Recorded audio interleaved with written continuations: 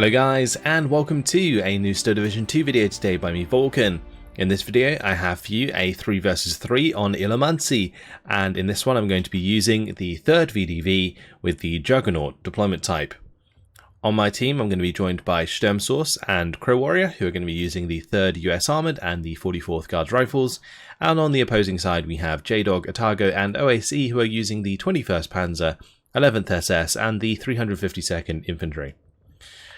This was a game that was actually played on stream, so all of these guys are regular viewers of the stream. If you do want to come check out these games live, do make sure to head along to twitch.tv/VulcanHDGaming on Wednesdays and Sundays at 8 PM BST. That's generally when I play these sorts of games that I bring to you guys on the channel. But yeah, today we're going to be playing this one, or at least I'm going to be showing you guys the replay. And that's because this was a really fun game which shows off a map that we haven't seen on the channel for quite a while. Ilomantsi. Now, Ilomantsi is a map that comes with the Fate of Finland DLC. You can only play it if you own the DLC. And it's a very nice looking map. It has this lake, or not lake, river, that runs all the way down the back side of the map. There is a big lake here in front of this hill, which has a town on top, which is very cool. And then there's a bunch of like villages dotted around on the map as well. But overall, a very aesthetically pleasing map. The only thing I will say about it, and the reason we don't play it much, other than the fact that it's a DLC map, is because of this flag right here, which makes the map kind of unbalanced. So there is no direct road from the blue side to this flag, which makes it kind of difficult for basically the blue side to contest it early on. And therefore the red side in this case is able to capture that quite easily without there being another flag on the map that they can capture easily that we cannot. So yeah, that's probably the biggest reason that I don't play this map all that often. But 3v3 today on it, on the medium sized version of this map, it was a good opportunity to give it a go once again. J-Dog did suggest playing it in the chat, so that was also the reason that we decided to give it another go today. And of course, now I get to show it to you guys on the replay, so that's fantastic. Let's have a quick look at my deployment here. I have a couple of Tanko Desarniki on this right hand side with the M2A1 half tracks. These have the 50 cals on them, they're pretty good. And the Tankos are the 8-man squads with the 2 Molotovs. Then we have the Desarniki squads here, which are 8-man squads with AT. And then we have 2 45mm AT guns. Over here we have another 45mm AT gun, 2 units of Gvardia. One of them has already been mowed down a little bit by an MG42. We have a Desant Razvitka and another Gvardia. We've got the 45mm on the hill. Over here I've got 2 ZIS-3s. Now these ZIS-3s I was actually going to use for their HE as well, to engage units across the open here. So not only can these fire APCR and AP, they can also fire their HE. So you can see as they get to the edge of the trees here, or not trees, I guess gardens, they are going to be opening fire onto these grenadiers. So the idea being that I put them in a position where they're able to engage at the 1,500 meter range, but not be shot at, like from this road, for example. You could technically buy like a Gila or like an IG-33 and just like fire position these, but they can't be direct fired because you can see the line of sight is very limited there. But it's good enough that I can fire on the grenadiers. Got a couple of guards here and the Desant Razvitka in the church, which is the main thing that's spotting these grenadiers in the open. And of course OAC is going to have to fall back from that attack because yeah, that's not going to end too well for him. Meanwhile on the right hand side, I believe my Tankos bumped into another grenadier unit here and we managed to take one out, and I'm also going to be bumping into another grenadier with these Desants. Now 8 units of Desants absolutely going to melt any unit that come up against them. Like it is like 1v4, the Desants win every time. A Sturm Pioneer 2v1, Tankos actually win out in this case. Molotovs do help you pin the enemy pretty fast, so we're already off to a pretty good start with my ZIS-3s killing these Grens. On this right hand side I managed to deal with these Grens, and I also find this Grenadier unit that's all on its own in the light cover, and with the 50 cals pinning it down nice and quick, we're going to be able to surrender that. Those grenadiers didn't have any form of AT, so there was absolutely nothing that OAC could have done there, other than maybe like bring a Panzerschreck with him, or maybe choose to use grenadiers with Panzerfaust, although I'm not sure that the 352nd get any in Phase A. I mean, maybe they can bring them in, I'm not sure. Regardless, more descents already reinforced. The nice thing about the descents in the 3rd VDV is they are only 15 points. Now sometimes I feel like they don't punch their weight, especially if you bump into like specialized close range infantry, but being specialized close range infantry themselves, they do really demolish units that aren't specialized close range infantry.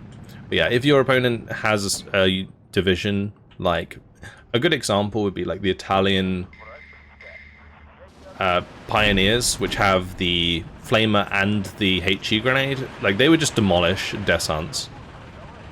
Sturm Pioneers in this case are just terrible, so able to take them out quite easily by just outnumbering them. 1v1, a Sturm Pioneer might win against a descent, but it would be close. And that just kind of shows you how bad like Sturm Pioneers are at the moment. And more descents on the way, so we're going to have an overwhelming number of descents early on. The only way that I guess OAC could deal with this early on is maybe have like a Nebelwerfer 41 or maybe some off-map as the 352nd, because his infantry is not that good. And the Sturm Pioneers are going to be the only close-range infantry that he has early on. And you can see if I just make sure that all of my descents target the unit as soon as we see it, then it should go down. He's also got these bombers, actually. That's another good choice. If he can get good bombs on target and then engage my descents with, say, these Pioneers and the Grenadiers nice and quickly, then the bomber can, you know, help pin them down and we get surrendered. That would be like the biggest thing. Now here, what you might be seeing I'm doing is actually running forwards onto his units. The reason that I was doing that was so that if the Pioneer threw its grenade, it actually hurt his own units as well. But the bombing strike came in perfectly and surrendered those, so that was a really, really good job by OAC to clean that up. But I do have another 4 descents on the way. I did also start the game with these 120mm mortars that you might have seen firing. These 120mm mortars with corrected shot are incredibly powerful. So I'm using that with the Descent Rosevidke here to target the MG42 in this village. And then I've also been using it for smoke. So I've smoked here to run them across there. And then I've smoked just here to get them over to this area. It's really important with descents in particular to smoke even light cover, because they only have 100 meter range on their submachine gun. If they had 150 meter range, it wouldn't be so bad, because they'd be able to engage pretty quickly across the light cover, and therefore they wouldn't be moving as much. Oh yeah, nice little micro trick here, just to make sure that I'm targeting the Opel Blitzes specifically. Since my 45 was busy shooting the Jagdpanther, I just had to make sure that I right-clicked on the first one, and then shift-clicked the next 2. Forced him to unload a little bit earlier than he probably would have liked. I think those Pioneers were planning to come into here. And the Pioneers are actually a bit of a problem for the descents, because a grenade can pretty much wipe a descent unit in one go. So I've got to be super careful pushing onto Pioneers, and the main way to really get rid of them is to just overwhelm them. So having more descents, which is what I'm going to be bringing in. We've got some Tanko descents coming in. I've also got this T-34 that I've decided to bring up. The 3rd VDV does get some medium tanks in the form of these T-34s. T-34-76s aren't really like the best tank at the moment. They're okay. They have recently been buffed, like their machine gun is better at pinning now than it used to be. It's got better suppression stats. But overall, T-34-76 is like not going to match up well to other medium tanks like Panzer IVs, for example. Generally tend to do better because of the vet curve. So you have veterancy on Panzer IVs more often than you do on T-34-76s when you're building your decks. So yeah, anyway, good fire support if there isn't any enemy armor to kill them, though. Like, a medium tank is, or a tank in general, is always going to be good in a position where the enemy doesn't have armor. IG there tried to take a shot at my Tankos, but I managed to zoom these all the way up. OAC came in with a bombing strike. Fortunately, it misses. If that had hit my M2A1 directly, it might have killed it and the squad. That wouldn't have been good at all. But getting into here is a really good start. Also, you can see I put down loads of smoke. Got my tankos moving up here to engage these Sturm Pioneers. I also had the Descents move through the light cover. They actually bumped into an SPW, which is a little armoured car. And we killed that with the AT grenade. But again, just running forwards with the Descents. Ideally, I would fall back with the Descents after the HE grenade has been thrown. But it's kind of difficult to do that because it requires your Descents to be, you know, pinned a little bit. And if they're not targeting specifically the one that's being targeted by the HE, then yeah, you can't really click the full back button. So in this case, I'm just kind of like committing to right-clicking those Pioneers to kill them off or surrender them before we die. it's like a race. That's the way I'm kind of treating it here. M2A1 moving up to kill the MG42. Now I had to be kind of careful here. You can see I have to back off because I went within the minimum range of the M2A1, and that allowed the 88 to get on target briefly. So I had to kind of hide myself behind the building here to kill that off, and then I'm going to use the other M2A1 to move forwards and surrender it because it just wasn't dying. But yeah, like normal machine guns on half-tracks also have a minimum range of 100 meters. That's a really good thing to know, and something that you can exploit if you have infantry nearby. Like if, for example, OAC had like infantry that wasn't like a MG in this case, he would be able to run into my M2A1s to get closer to them to stop them firing. I of course probably would have reversed away and then tried to pin him down again, but it does give you a chance to get off the 60-meter grenades that all infantry units have that can target open top vehicles. So that's another great tip. If you do have infantry and there is an enemy unit nearby that is open top,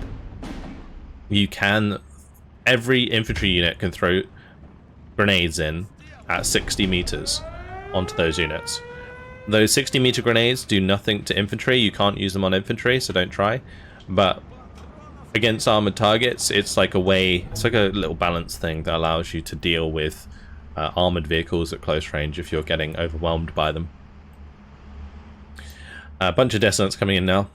Again, these are 15 points apiece, so it looks like I'm just saving loads of points and bringing them all in at once. But this is, you know, let's see how many this is. It's like 12, 13 Descents. It's not even that much. It's like 10 would be 150 points. So, yeah, anyway. With all the micro that was going on, there's probably like 2 ticks of income that I'm bringing in now. And just like smoking things up on the road to make sure that I can get my reinforcements up. The other thing here is I'm bringing up a ZIS-2, and this ZIS-2 is going to be able to penetrate a Jagdpanther at shorter range. You saw the Jagdpanther here earlier. I did manage to transmission damage it, which was really nice. But yeah, ZIS-2 will be able to finish that off. This one Descent absolutely chunked that SOS troop squad. It's actually kind of funny. And more smoke coming down here just to allow my guards to get closer. Now smoking here was important because it stops the line of sight from here. And then the guards are automatically kind of covered by the buildings from this side. But OAC did bring in a Smarter 2, so I was forced to unload my guards as one of them got destroyed in their truck there, unfortunately. 2 more T-34s coming off the hill, also going to get counter-batteried by Nebelwerfers. The 120mm mortar does go down. I'm going to have 2 more, but with that dying, it basically just encourages me to buy some more. So OAC kind of shot himself in the foot. I probably would have been satisfied with just using 3 120mm mortars throughout this game. But I do have a second card, I believe, so I'm going to be starting to bring in a load more of these 120mm mortars to support my Descents. Like, without the mortars, my Descents are useless. So making sure that I use those, yeah, really, really important. ZIS-2 does get spotted. I am forced to pull that back from its position as the BF-109 comes in for the bombing strike. Also going to miss, thankfully. So that stays alive for the time being. I've also decided to bring up an 85 that's going to be able to cover the road with its main gun, as well as obviously provide AA. 45 is moving forwards with the guards here. I can try and get that into range. That's kind of what I was trying to do with the 45. Also, the 45 technically is hard for him to spot if he doesn't have recon. So in this case, I think the Marder lost line of sight, and I was able to continue to push that up. Descents managed to kill off the SOS troop here. I'm getting some more smoke down, as you can see. BF-109 is coming in again with the bombing strikes. They're going to be taking out the 45. And I think the smoke forced that BF-109 to forget about its bombing strike for the time being. See more smoke coming down. Every time you see these white circles, it's just more smoke. So another SOS troop squad. These SOS troop squads are very similar to my Tankos, just less men. With their Molotovs. I can double team them quite easily, so that's what I'm doing there. But just have to make sure that I get away from those armoured vehicles. There's nothing I can do about those right now. I'm just hoping that my Descent OB up here can land its heat round.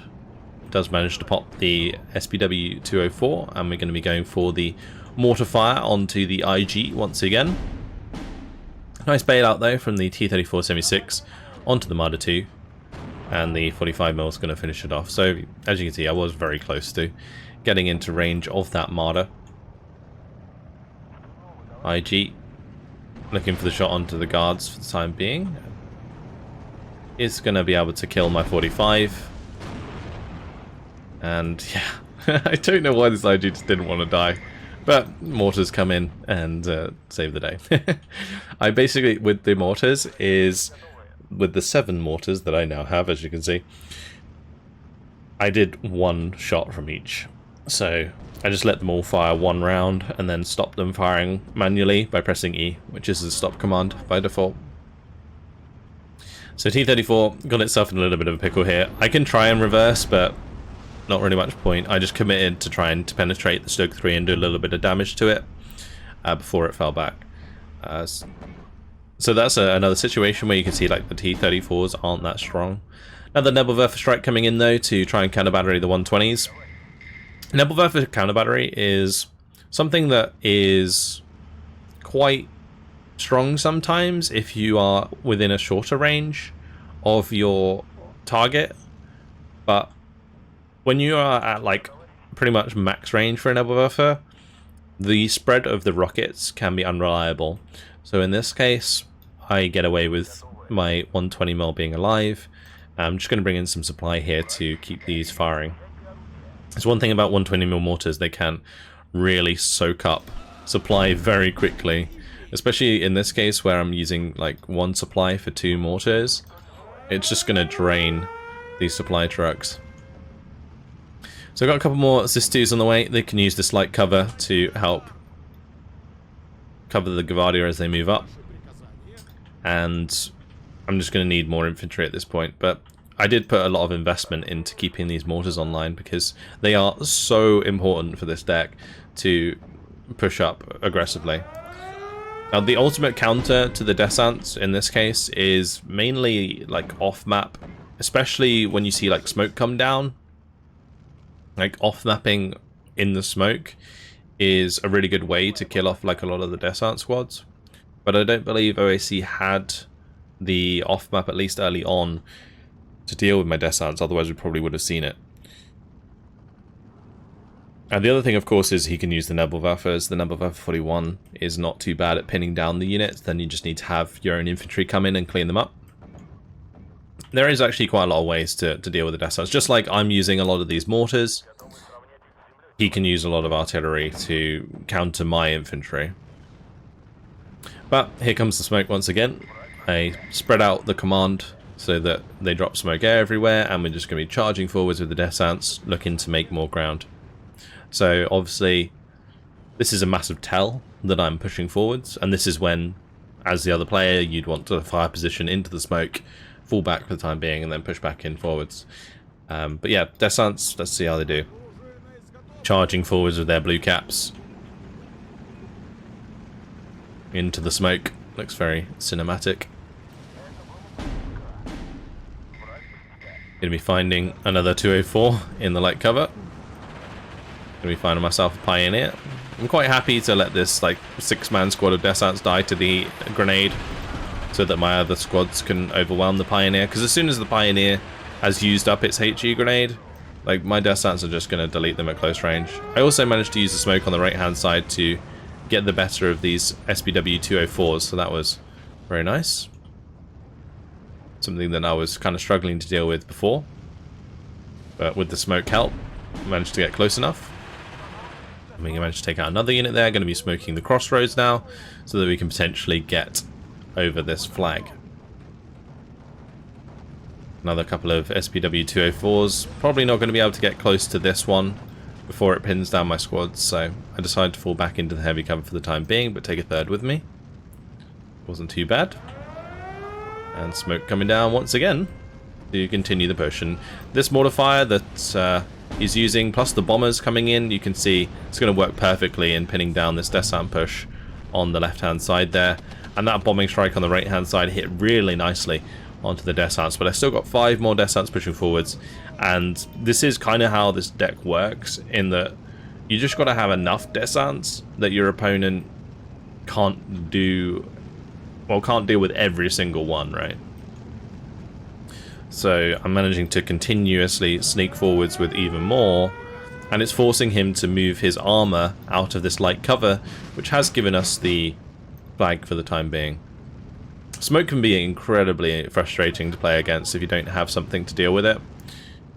Like, his bomber's obviously on cooldown now, he's got his double Verfa 41s that he can maybe use, but it kind of like depends really if he wants to use them on this or if he wants to continue to counter battering my mortars, because my mortars are a massive part of the reason I can do this, right? So he's got some tough decisions to make. Mortar fire coming in again. Mortars are obviously a good choice here in this case. But he's going to be unloading his grenadiers here early. The grenadiers going to be pretty bad at close range, so he's unloading them early so that he can get the machine guns on target. I did get a cheeky descent to run up there and kill the off map which come in. That off map absolutely deleted a bunch of my squads. That's a big off map. It's a 380mm. But got my mortar fire coming in here. That's going to pin down all the units so that I can kind of fall back with these descents and you know, kind of consolidate as I want to push forwards again. Storm Source now coming in with his bombers, these B-26s. Some of them have these 455 or 454 kilogram bomb payload, which are actually good. And then he's got the other ones with the 50 kilogram bomb payload, which I really don't think are very good, but he likes to use for meme value apparently. One of his marauders is going to go down, unfortunately, though, to the BF-109 of OAC. On the right hand side, managed to get the descents close enough to the SPW, so take that out. And a couple of my units do get killed. Over here they get surrendered by the opposing push from the OAC, the counter attack. The 88 actually, it went down to this mortar fire that I brought in, so that was pretty good actually. But yeah, just trying to consolidate my forces for another push. And I do have more descents on the way, as you can see, and also 4 T-34s are going to be moving up this right hand side. Like, if I can add armor to this push, what that means is when the enemy tries to RT or bomb me in the smoke, it's going to be a lot less likely to pin down the T-34s. And the T-34s act in 2 ways. Like, the T-34s are there for obviously fire support against enemy units, so enemy infantry, enemy armor, but also they are there as like anti-surrender holes. So as I mentioned, with the artillery fire coming down, with the bombers coming in, they're trying to pin all of the units in the area so that then OAC can counterattack through the smoke and surrender my units, kind of like he did here with the descents that were in that forest. But if my T-34s are there, and because they're armor, they're getting less suppressed by bombs and artillery, they can stay near the descents and stop the descents from getting surrendered. Now, of course, tanks in smoke is not always the best idea, but in this case, they're not that expensive. Like, 60 points is actually pretty high, but regardless, it's kind of worth it in a lot of cases.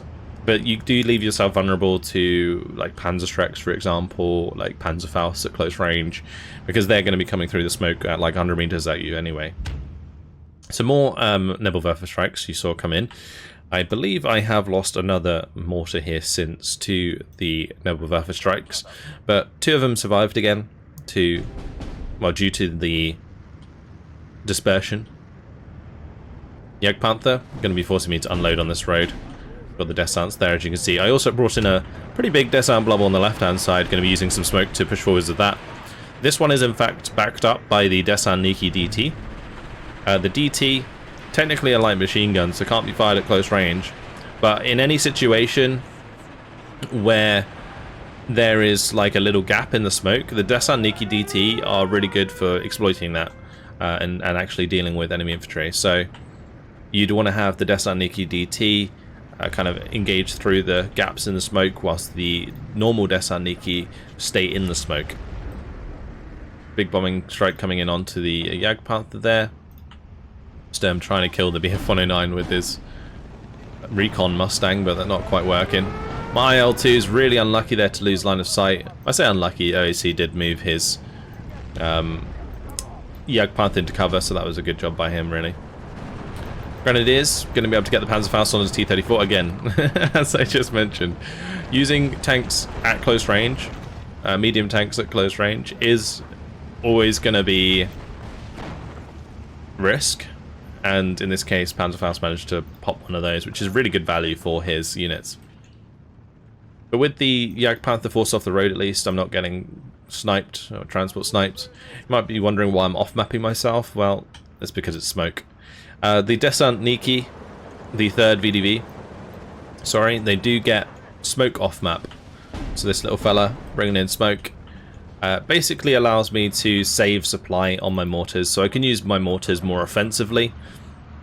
I've got 2 of these smoke off-maps, as you can see. They get 6 strikes each of this smoke, which is really, really helpful because it's quite dense smoke, and therefore I can push forwards with my descent.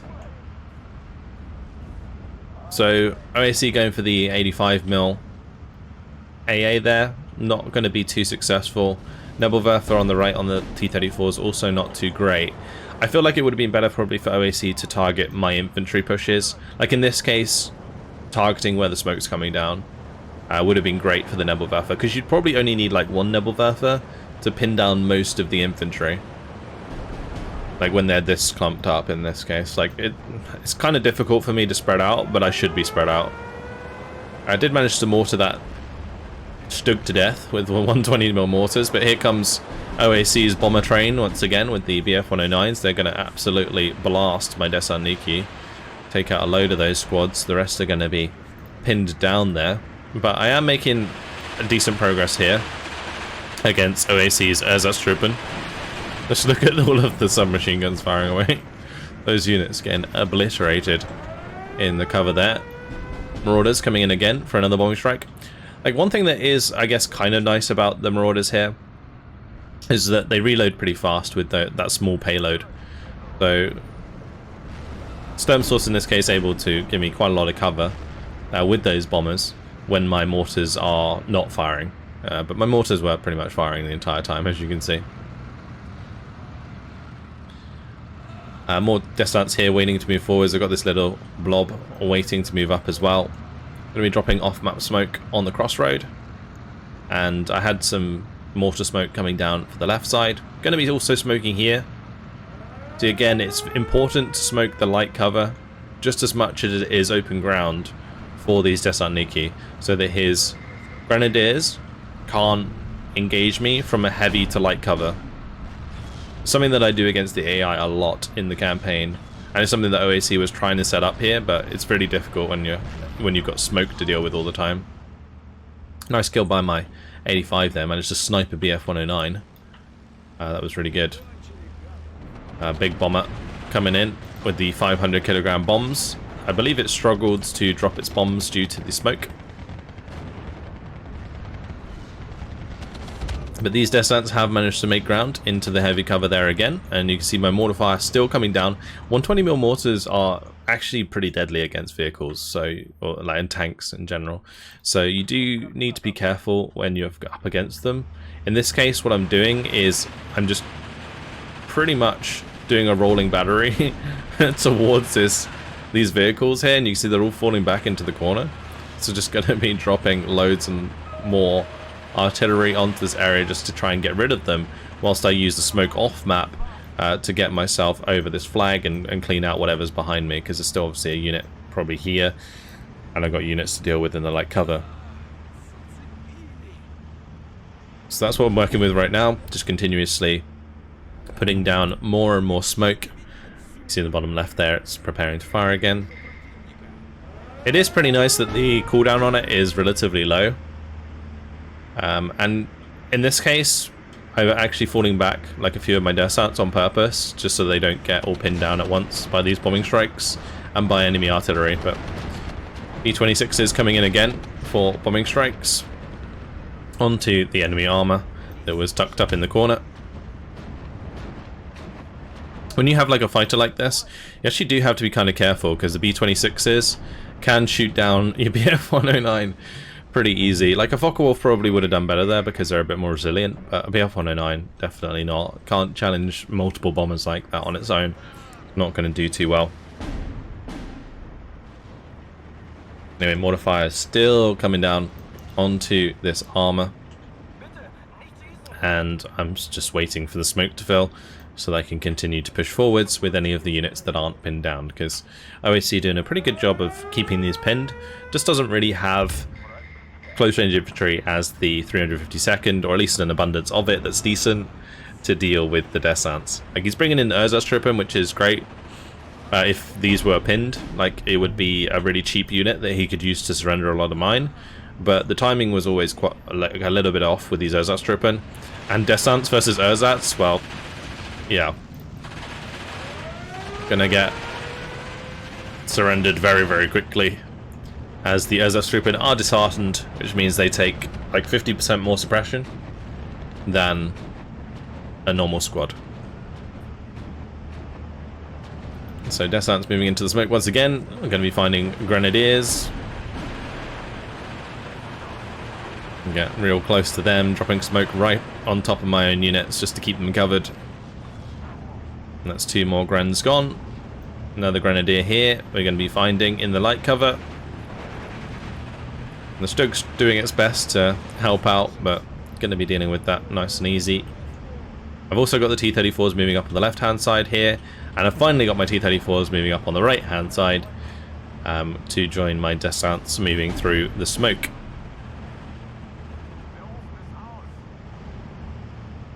More descents on the way. And now, since I'm a Juggernaut division, I have a lot of descents in Phase C, and that's what you're going to be seeing continuously come in now at this point. 20mm does get unloaded a little bit far forwards there from OAC. Bit of a mistake on his part. But I've managed to push really far up now, so he's kind of limited in position as to like where he can put stuff. This mortar fire was going for the enemy mortars. I probably could have brought up my descent Reserve sooner here, so that I had corrected shot, because currently I do not have corrected shot, as you can see. The radio range is this white line. So you see now I finally move up the descents. I realized that it would be useful. But my descents here, not really able to do too much from this point forwards. I can maybe try and push up on the right hand side into the swamp area, because it does give you a little bit of cover. But ultimately there's no flag right to take here. The next flag to take would be this one, which is why I've now unloaded these Desarniki on the left hand side. You might have seen that these were just sat here in transports for a while, but I just wasn't ready to really attack that yet. I wanted to get position here before I pushed here, so that I could get into the light cover and control that flag as well. So here come the Nebelwerfers. This is exactly what it needs to do. Like, Nebelwerfer into the smoke and just force my Desarniki to fall back. But more smoke's coming down. Even more smoke. as these off-map smokes are still firing away. My Desant Niki not making, well, making a little bit of progress here, but against the Pack 40 and the 88 firing at them, it's going to be a little bit difficult to take that flag. Thankfully, my Desants did manage to get line of sight onto the Grens from this side as well, so we're able to push them off the light cover.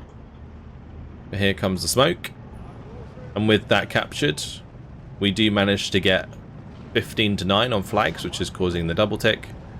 And here we go with the Desant and T-34 push into the smoke.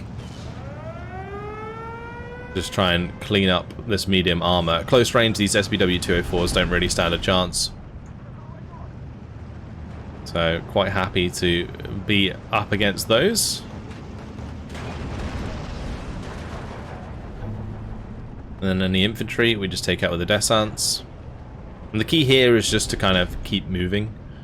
As long as I'm moving, it actually kind of makes it difficult for him to land effective strikes. But just check out the amount of infantry I've got here now. This is ridiculous. I've also now brought up some VD build to give me veterancy on these infantry as well. T-34-76 does get picked off by the 88 back here. And I think this one managed to get Panzerfausted. This is the danger of using tanks in light cover, or in smoke, sorry, is that they do get too close, they do get taken out. Especially when you let them get ahead of the infantry they're trying to cover. Like, this is a bit of a mistake on my part, letting them get ahead of my infantry. You always kind of want the infantry ahead. But as the smoke goes down, it actually kind of works out in my favor, because I have a lot of these Desant Niki DT squads as well, and they are massacring these grenadiers and the 88 there. Then the smoke's going to come down. We're going to continue the push forwards. Now I'm bringing down mortar fire onto the 88 there as well. These Desant Niki DT did manage to make it the whole way across eventually, which is really good. Yeah, just a big old push coming in here. It's really cool when you zoom in and you see the units here. Nebelwerf is firing into the smoke again. Yeah, as long as I'm continuously moving forwards, it's all good. Oh, check out this. There's a 20mm AA here, which I believe already deleted one of my Desant Niki squads. I'm just going to charge it with the rest of my Desants. I can't kill all of them. T-34 is going to kill the 88. And yeah, it's pretty much over at this point. It's going to be the Juggernaut coming into full force. Nice bombing strike there, though, onto the Desants. I did have a bunch of IL-2s actually saved up to help me out, but I didn't really get a chance to use them at the end here. The IL-2 rocket planes were there to kill any armor that would contest the T-34-76s, and then I had the IL-2s if I needed to deal with any significant amount of infantry. But yeah, towards the end you can see that that push was getting broken down a little bit. But after 36 minutes and 17 seconds, game ends. And what a game it was. 3,015 kills to 1,715 losses. And yeah, really, really good fun. Just a classic third VDV game. This division I find is relatively difficult for newer players to pick up because they don't use smoke that much. But if you use smoke with this division, it can be very successful. And I think this game was a good example of that. And when the Desants trade like 2-for-1 or even 3-for-1, it's like such good value because each Desant Niki squad is only 15 points. So, for example, in this case, 2 Grenadiers, 2 Ersatz, and the Panzer 35, that's good kills. And the T-34s there also helping out quite a bit as I'm starting to move across the open. Even if it is covered by smoke, it just means that if the smoke like goes away, you got a bunch of T-34s that are like right in the face of your enemy as well. That's another thing that's great about using medium tanks with smoke. The Jagdpanther was a bit annoying early on, but maybe not the best for dealing with that close range engagement. It was great for covering the road though. BF-109s were a real problem for me to deal with, and JU-88 or JU-188 also got a bunch of kills there, as you can see. So yeah, the Air Force of OAC was definitely difficult for me to deal with. As in the third VDV, I think I've got majority 85mm guns, which aren't so good at targeting like fighter bombers. So that's something that really got the better of me in this game. Regardless, fantastic game. Thanks to everyone who played. And again, do make sure to come along to my Twitch channel at twitch.tv/VulcanHDGaming on Wednesdays and Sundays at 8 PM if you want to check out any of these games live. That's it. Hopefully you guys enjoyed it. Thank you very much for watching, and I'll see you in the next one. Goodbye.